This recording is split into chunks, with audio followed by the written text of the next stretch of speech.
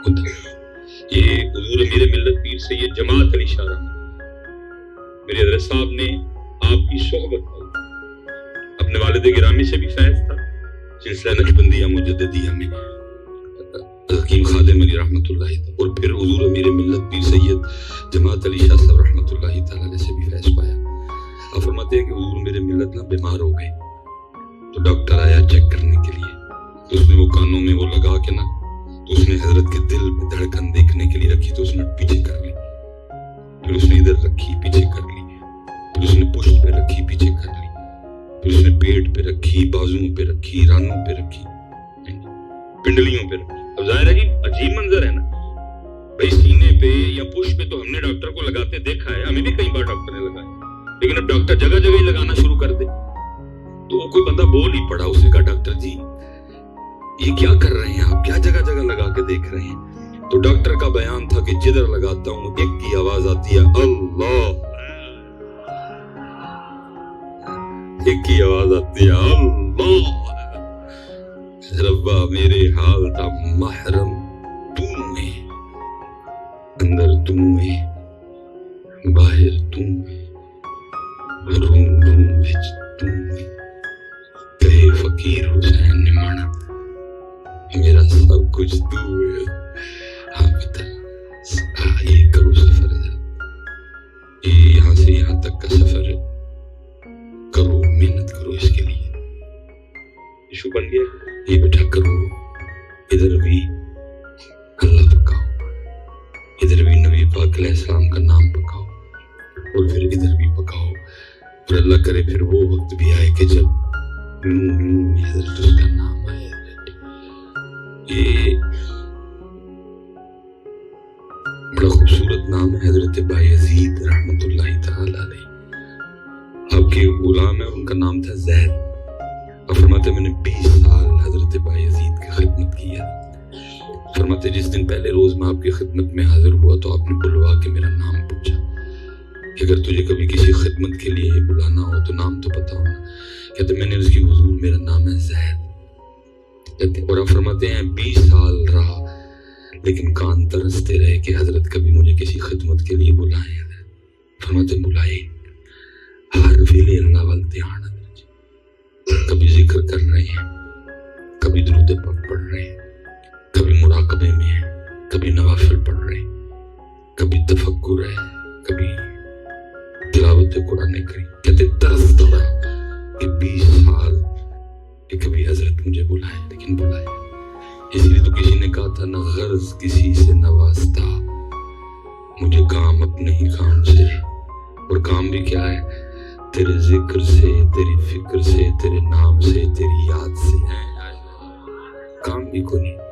اس لیے تو لکھا ہے میرے کاکیوں بچیوں، جناب سیدنا صدیق اکبر رضی اللہ تعالیٰ عنہ فرماتے ہیں کہ میں جب سے مسلمان ہوا میں نے کبھی پیٹ بھر کے کھانا نہیں کھایا۔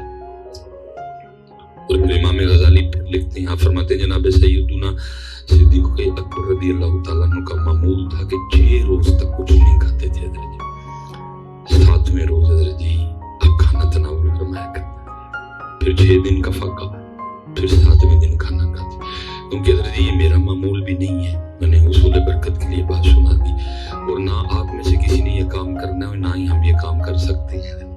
ہمیں اتنی ہمت ہی نہیں، ہم تو ایک دن نہ کھائیں تو نیچے گر جائیں، کیونکہ ان کی جو غذا تھی وہ یہ نہیں تھی، ان کی غذا تھی چہرہ مصطفیٰ کا دیدار کرنا ہے۔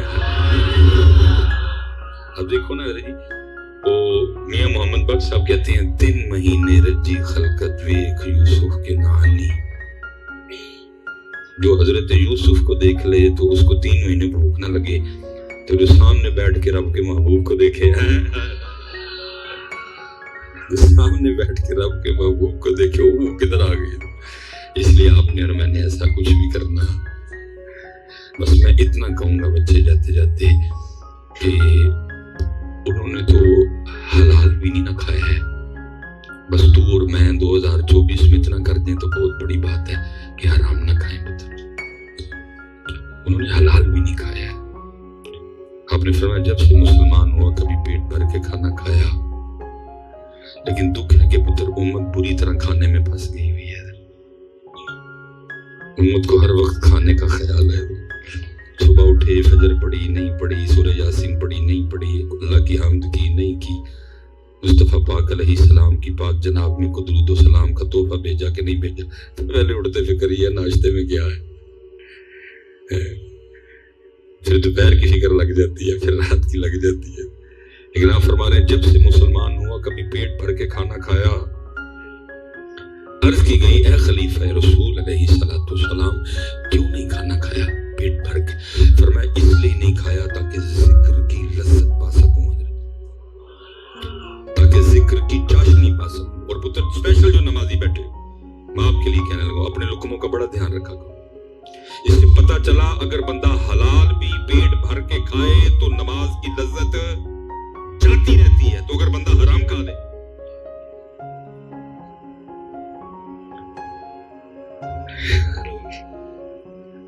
بالکل سامنے بیٹھے ہیں, سامنے بیٹھے بندے کے تو بڑے فرائض ہوتے ہیں.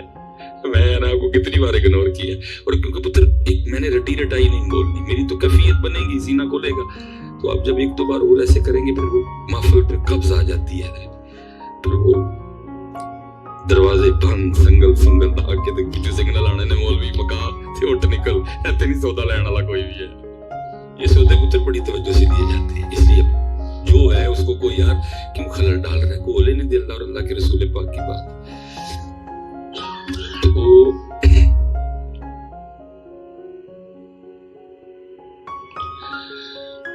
اللہ وہ حلال کھانے سے بھی لذت ہے تو اگر بندہ حرام کھا لے.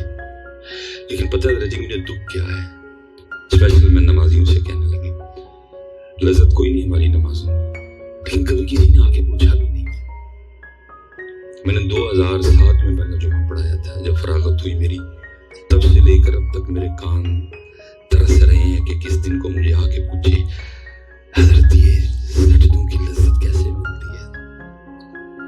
میرے کان ترس رہے ہیں, کسی نے آج تک, میں مسجد میں بیٹھا ہوں مجھے آج تک کسی نے نہیں پوچھا حضرت, بس آتے ہیں کسی کو چاہت ہی نہیں ہے. میں اگر سب ساری نماز کی تو بات ہی نہیں کرتا, خدا کی قسم لذت کی دولت ملی ہو تو سبحانک اللہم سے آگے جانے کو دل نہیں کرتا ہے. اس میں اتنا حسن ہے, اس میں اتنی چاشنی. آپ دیکھو کیا کہہ رہے ہو, آپ اللہ کو مخاطب کر رہے ہو, ضمیر ہے بیچ میں, سبحانک اللہم, پاک ہے تو اے اللہ. لیکن کیونکہ توجہ ہی کوئی نہیں, 160 کی رفتار پہ گاڑی چل رہی ہے, سبحانک اللہم و بحمدک و تبارک اسمک و تعالی جدہ لا الہ الا انت, ہر ایک کا اپنا حسن ہے. سبحانک اللہم, پاک ہے تو اے اللہ, و بحمدک, اور ساری تعریفیں تیرے لیے, و تبارک اسمک, اور تیرا نام بڑا برکت والا, و تعالی جدہ, اور تیری ذات بڑی اعلیٰ, و لا الہ غیرک. لیکن کوئی چاشنی نہیں ہے, اس لیے کرتے جاتے ہیں. نہ سبحان ربی العظیم کا مزہ لیا, نہ سمیع اللہ لمن حمدہ کا مزہ لیا, نہ سبحان ربی الاعلیٰ کا مزہ لیا. اور پھر اس سے آگے اور بڑا مزہ ہے حضرت, وہ کیا, التحیات للہ والصلاۃ والطیبات. بڑا مزہ ہے اس میں, اے اللہ سارا کوئی تیرے لیے, قولی فعلی مالی بدنی جتنی باتیں ہیں ساری تیرے, اور سارا کچھ کر لیا. اب باری ہے بارگاہ مصطفیٰ میں سلام پیشنے کی بات, سب کر لیا, حمد ہو گئی, رکوع ہو گیا, سجدہ ہو گیا, سب کچھ ہو گیا. اب مصطفیٰ کریم کی پاک بارگاہ میں سلام بھیجا جائے گا, لیکن توجہ ہی کوئی نہیں, چاشنی